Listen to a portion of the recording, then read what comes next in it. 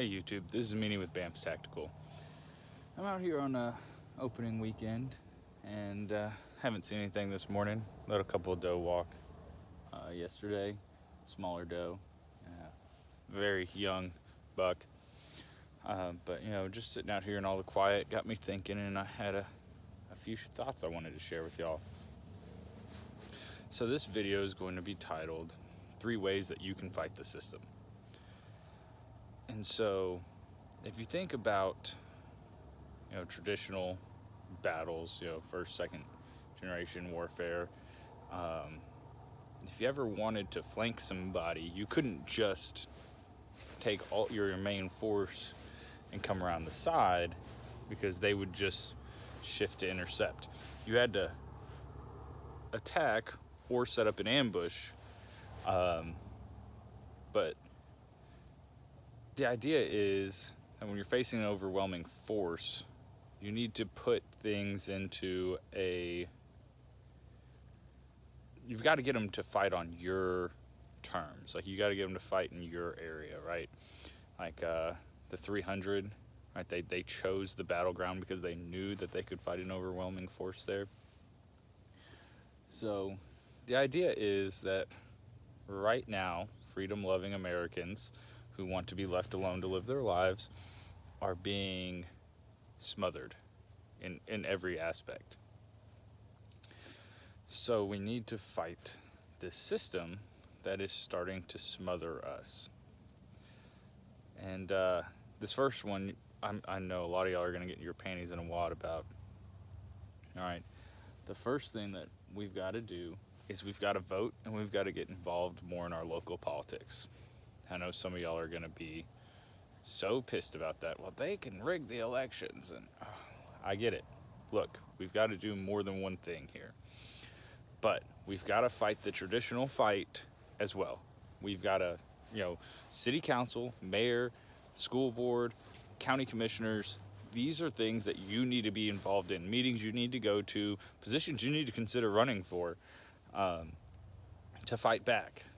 All right, these are very important. We have to win the fight at home before we can fight the fight abroad. So you need to vote in every election. Every election. This is important, all right? Because if we don't stall their progress, I understand that we may not be able to take the country back by voting, but we can slow their progress by voting, right? Florida and Texas have shown that if states come together, they can fight back against the federal government. All right, so it's the local elections, because the same can be done in your state, right? If counties and cities start fighting back against the state, they can win the state back.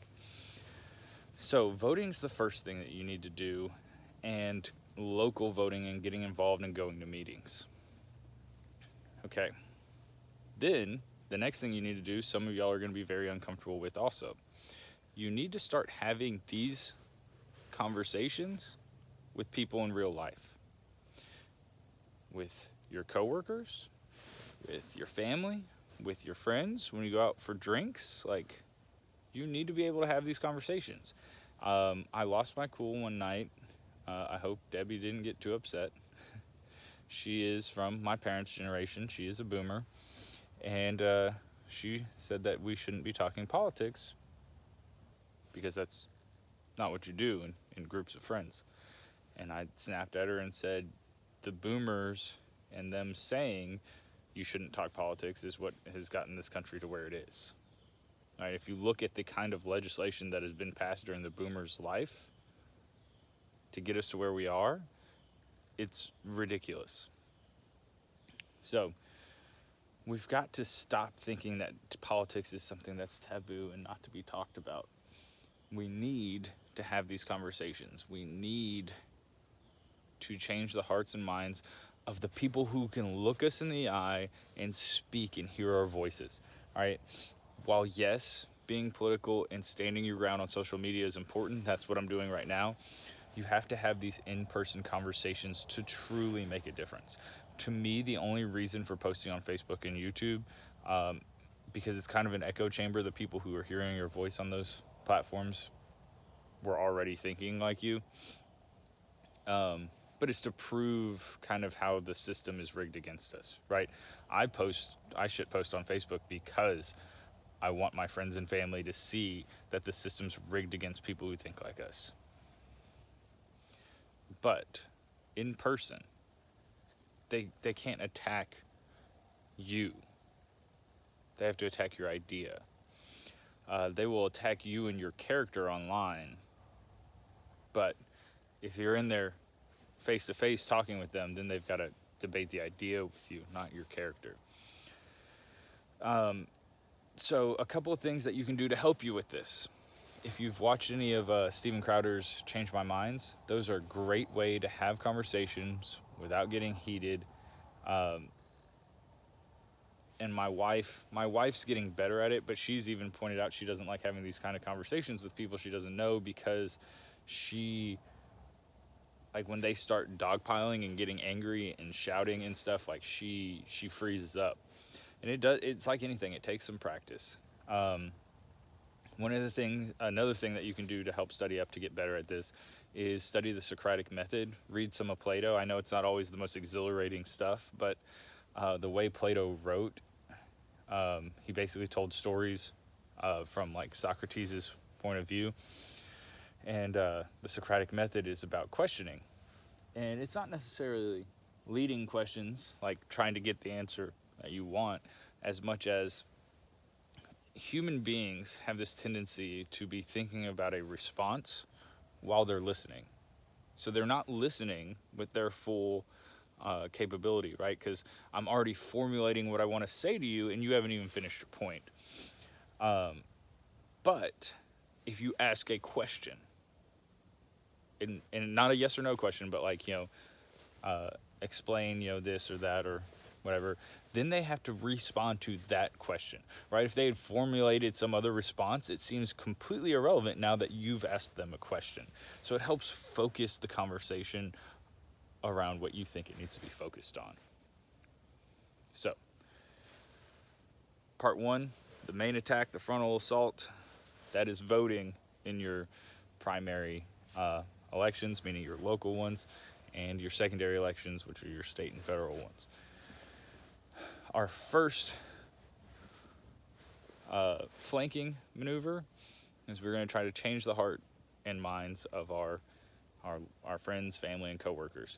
And if you go somewhere or you're around people who refuse to let you have a civilized conversation without getting angry or yelling insults, then they're toxic people or a toxic place to work, and you don't need to be around them anyways. All right? It's okay to disagree with people, right? It's okay to give your opinion and them give their opinion and them be different. That's fine.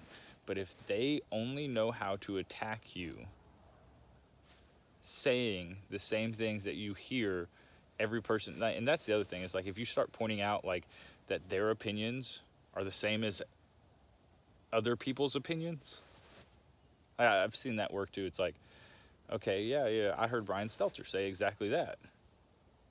Well, what did so-and-so say? Like, what did Cuomo say? What did Don Lemon say? What? And when they start realizing that they're saying the exact same thing over and over again, a thoughtful person will realize, oh, why are they literally saying the exact same phrase over and over again? That's how you brainwash people. They are trying to brainwash people. Now, a lower thinking person will just say, well, that's because it's a right opinion. That's why everybody has it. You're not going to win those people over anyways. So it's okay.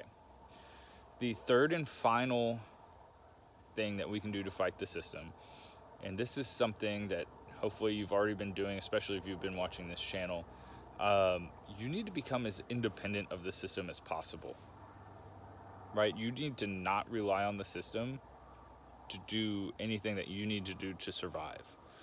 Food, water, protection, fire suppression, fuel, like, you need to start finding ways to be as independent of the system as possible. And the system can be government, and the system can be corporations.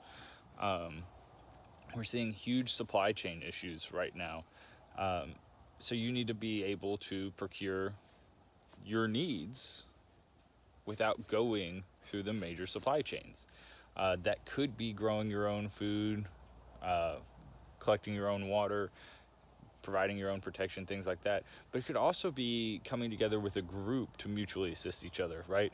Oh, you've got chickens, I've got a garden. Let's trade some, right? Oh, you have a 250 gallon, gas tank on your farm down the road. Can I borrow some of that if the pumps are empty, and I'll trade you some ammo or some medical supplies. Like, it can be a locally mutual assistance group. So those are just my thoughts, guys. Let me know what you think in the comments. Let me know what you're doing to fight back. Right, this is all metaphorical fighting right now. Hopefully it stays metaphorical fighting. Because right now, if we do step 1 and 2 right, hopefully that solves our problem, right? Hopefully if we get some good people into local and state politics, and we change the hearts and minds of people who are glued to CNN and Fox News, and we get people thinking for themselves, hopefully that changes everything. But if not, we need to be working hard on number 3, and that's being as independent and self-sufficient as possible. And I will tell you, I noticed a change in myself, but I didn't want to say anything because I thought it was kind of superficial. But when I moved out to the country where I am now, I felt a drastic change in my spirit, to just want to build and create.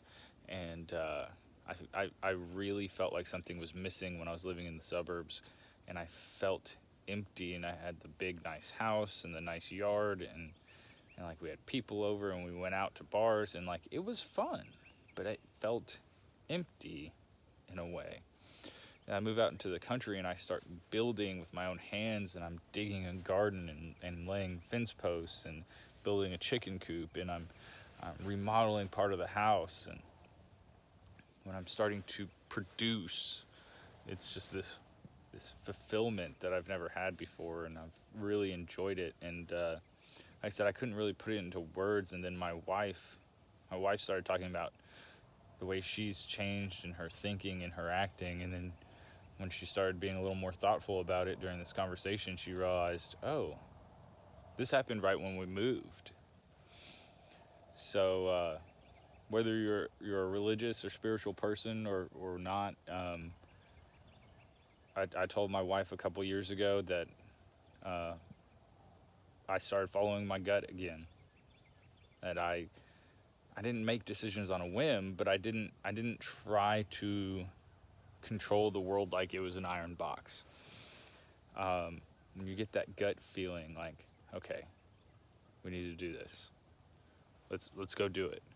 Follow that gut feeling, because there is something unseen in this world moving, and there are unseen forces in this world that are moving, kind of swirling against each other. And when you feel it pushing you in the right direction, it's time to let it move you.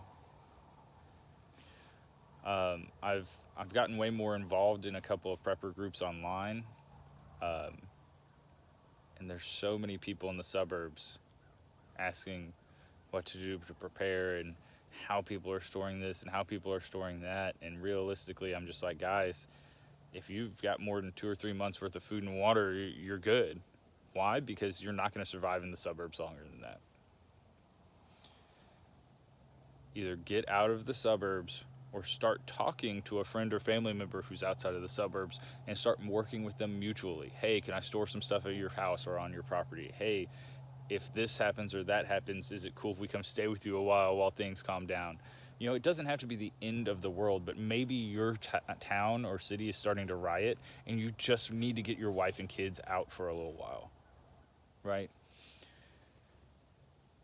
Take your wife and kids out to the country and drop them off with your buddy's wife and kids, and then you and your buddy go back and protect your house. Get your family out of harm's way. Work together. But guys, Bear Independent had a talk the other day, and he got kind of angry because he said people keep asking him, Bear, how are we going to know when the balloon's going up? And he yelled, and he's like, you idiots. Like, the balloon already got released. It's on its way up right now. This may not be the end of the world, or it's probably not the end of the world, but this is the hardest time spiritually, economically, socially in my lifetime. I would say this is the hardest time spiritually, emotionally, and economically since the Great Depression. So it may not be the end of the world, but as things get worse, why not go somewhere where you can make things better, where you can make your life better, you can make your family's life better? So do all the things, get involved. If you're new to preparedness, check out this channel, check out the Prepper Checklist. I've got a playlist, and I'm slowly adding more videos to it, but it is a step-by-step guide of how to become more prepared, starting with, just like a hurricane, 3 to 4 week survival mindset, and building up to self-sufficient. And it is cyclical, so you take care of everything in the short term first, right? You do 30 days of food, water, protection, shelter, medical, all that first, and then you go, okay, now I need to build up to 6 months of food and water, 6 months of protection, 6 months of medical, and then to a year. So it's cyclical. You do everything for the month, then 6 months, then a year. But check that out. Subscribe to the channel if you liked it. Please start some conversations in the comments. Let's talk about this stuff. Let's come together as a community online while we still can, and work towards trying to fix this problem. Hope you enjoyed the video. Thanks for watching, guys.